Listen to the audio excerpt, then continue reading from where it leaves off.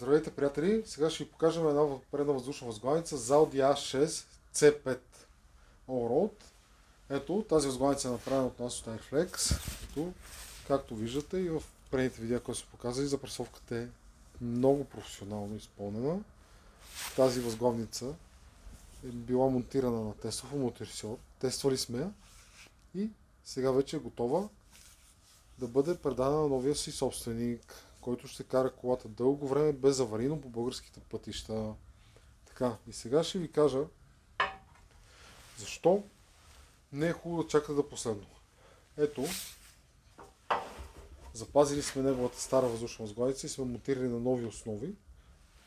Просто с илюстративна цел да видите какво се получава, като се чака много дълго време. Ето, виждате, това е оригинална възглавница. Така. Много дълго време, когато автомобила губи ниво, обаче вие продължавате да го карате. Също нещо се получава, когато вие използвате този автомобил не като автомобил, а като офроуд автомобил. По принцип за офроуд автомобили си има специализирани джипове с специализирано окачване.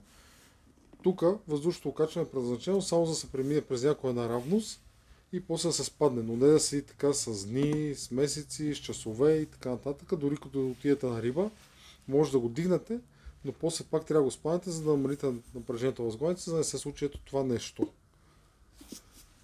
Така че бъдете по-внимателни към автомобилите, за да си спестите разходи. Това е всичко от нас. Очаквайте други клипчета за други въздушни възглавници. Ако някакви възглавници по-специално ви интересуват, може да ни пишете. Ние от Airflex сме на среща да ви направим клип за възглавницата, за която искате.